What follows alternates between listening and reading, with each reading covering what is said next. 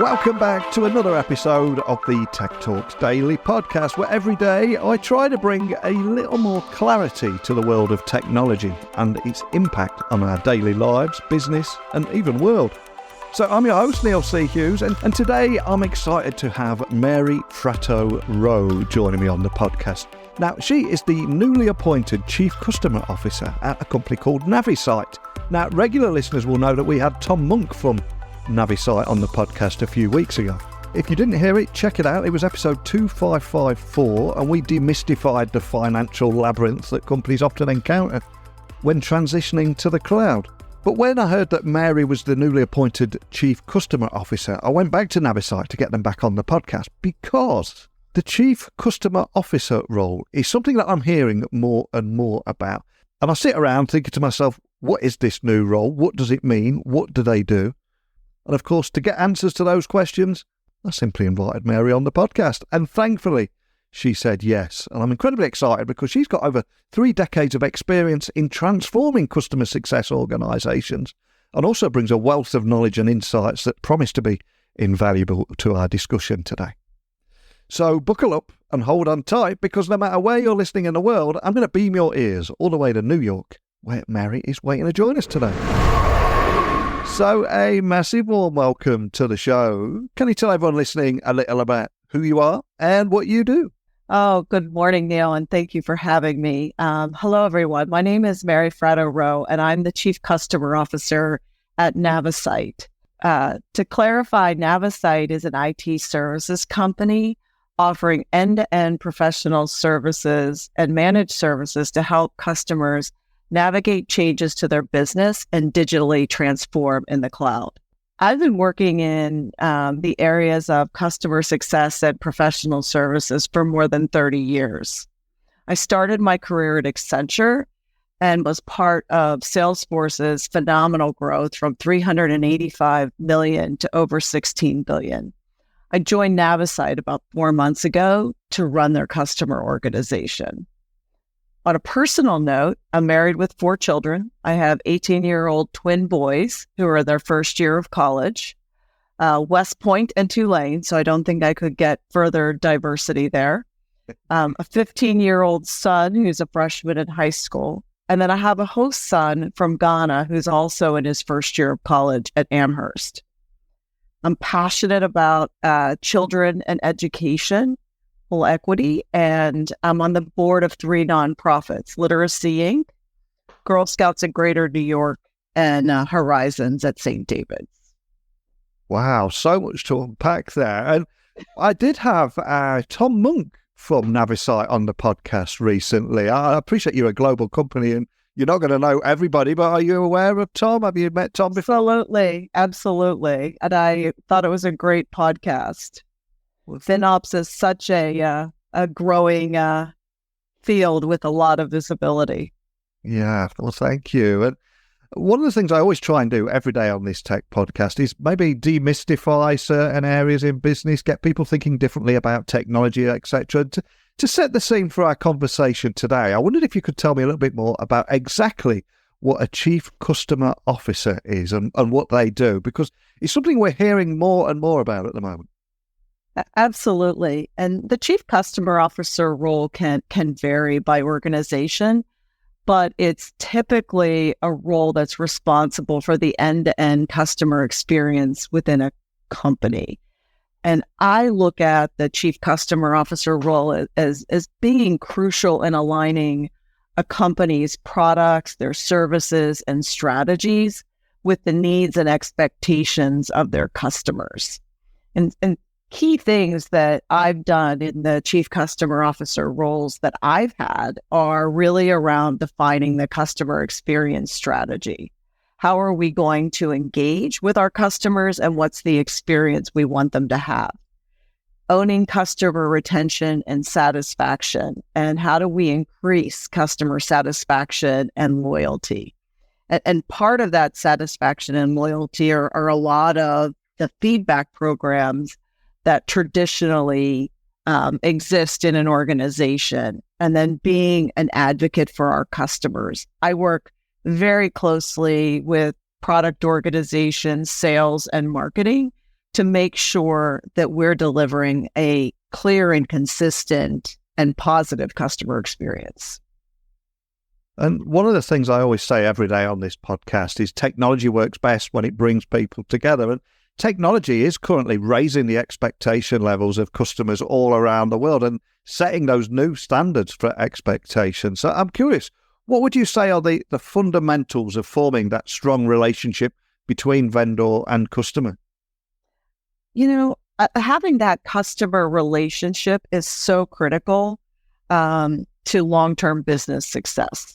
Yeah. Right. When you step back, customers are apt to stay with an organization who delivers value to them, but also gives them a great experience. And part of the key activities I do in building relationships with my customers, one is investing in the relationship, knowing your customers, meeting them on a regular basis.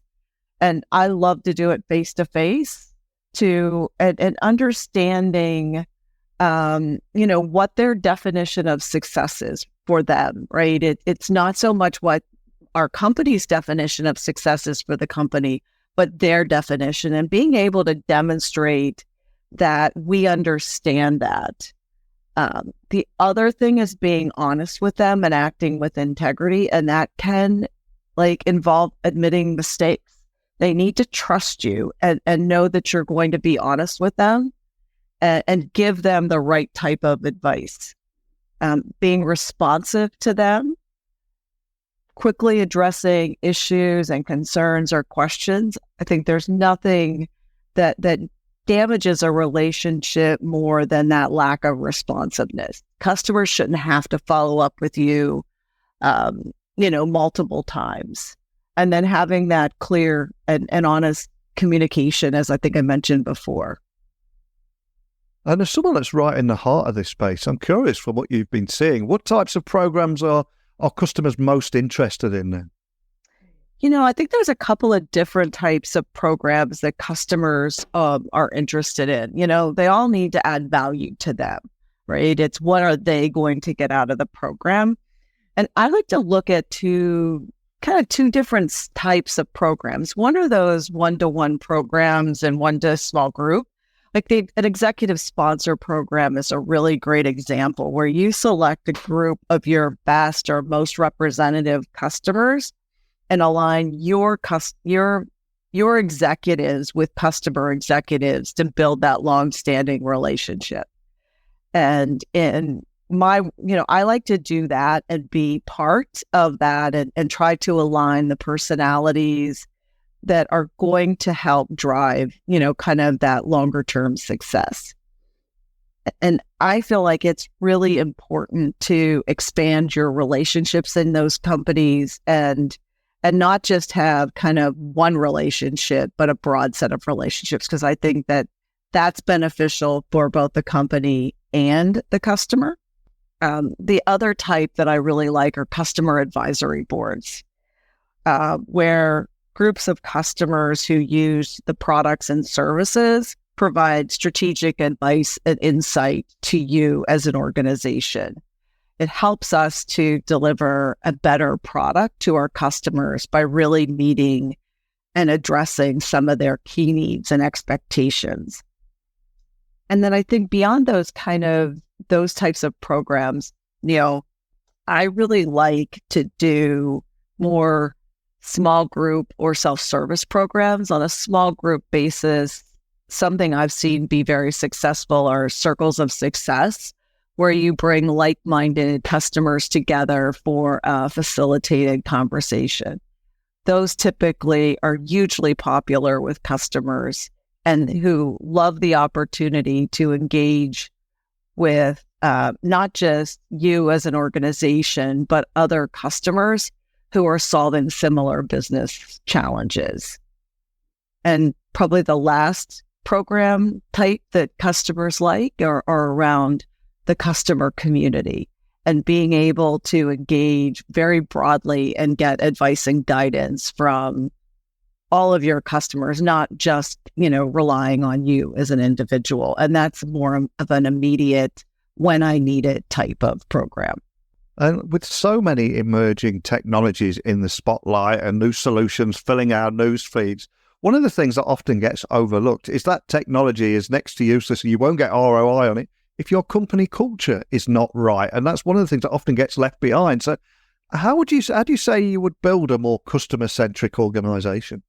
Oh, I think that's such an excellent point, Neil, because we know that a customer-centric or customer-focused organization, can really drive value for the company itself. There's a lot of research that shows that it can help increase revenues, profitability, and shareholder return. There's a lot of research by, groups like McKinsey. But to make something like this successful in an organization, you need to really focus the entire organization on prioritizing customer needs and experiences at every level. And the only way that truly happens is if it starts at the top. The leadership of the organization must be committed to a customer-first approach and setting the tone for everyone. I think once you do that, then you really need to understand your customers. And this is through research and feedback and really looking at their journey with you and the different types of customers you have. And then I think it's being transparent about the feedback you get from your customers. I like a variety of different types of feedback mechanisms so that I can get feedback at every level of organizations. At the top, one that defines kind of the overall relationship can be the Net Promoter Score, where you're asking customers basically, would they recommend you to their peer or their colleague? And looking at that Net Promoter Score helps to understand where you stand with that organization. I think there's also customer satisfaction surveys, particularly useful when you're doing particular projects with an organization, and how successful and satisfied are they with the work that you're doing. And then finally, with a lot of the end users who may be submitting tickets to you as an organization, how easy are you to do business with?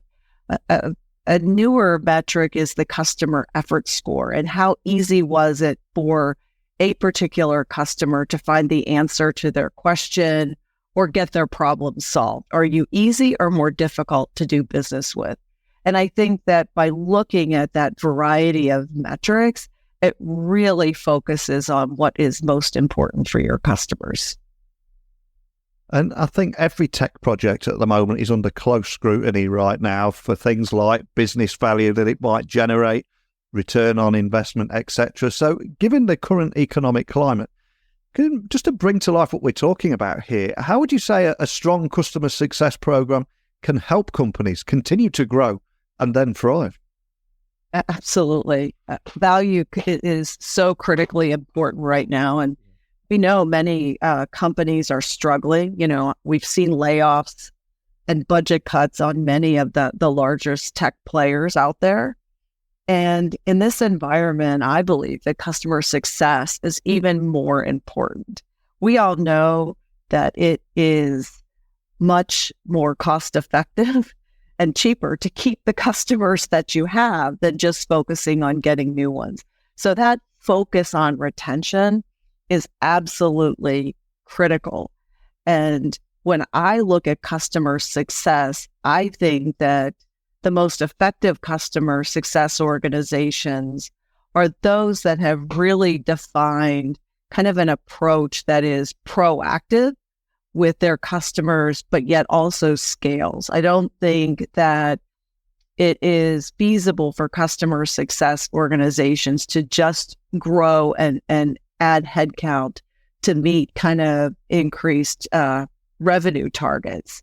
And so they have to be really smart about how they're engaging with their customers. And you'll see a lot today, a lot of discussion around, kind of digital touch from a customer success organization. And I think that having a combination of that high touch one-to-one with a one-to-few and digital touch type of model can help customers be extremely effective in dealing with their clients. I think it's critical, though, that they're proactive and not just make these models be reliant on the customer reaching out to them. And that's the trend and things that I see is where the organizations that are really still thriving have that focus on customer success, but have that level of proactivity and engagement that keeps their customers satisfied. And one of the oldest mantras in every business and every industry is you can't improve what you don't measure. So with this in mind, how do you define success? What are the key metrics that you live by? Oh, such a great question. And I think that in customer success, organizations will have slightly different measures. My measures have to be the same as what my CEO is looking at first and foremost, right? Yeah. What do they define success as? Typically, organizations look at retention. And I like to look at two different types of retention for customers. One is gross revenue retention. Are we retaining the customers we have? And if we're losing some part of that revenue, by how much? And it's just looking at, these are the customers I've started with, these are the customers I've ended with, and in that same customer group, and this is the revenue I started with, and this is what I'm ending with. It's not looking at upsell per se, it's looking at the baseline of retention. And then equally important is that net revenue retention. Not only am I retaining those customers, but am I able to grow them? And those two metrics, I think, are really important. And by looking at the combination of them, I think you implement different strategies around not just what you do to retain, but what you must do with other parts of your organization to grow. So I really like those. And then I like those feedback metrics that we spoke about earlier, whether it's net promoter score, customer effort score, or satisfaction score. I like that combination of things that enable me to determine the health of the customers that are part of my company. Love that. And of course, earlier this year, it was AI and generative AI that blindsided businesses and became the dominating aspect of every conversation, I think. But we're now looking towards 2024. There's a lot going on again. Are there any tech trends that particularly excite you at the moment, or anything you're monitoring closely?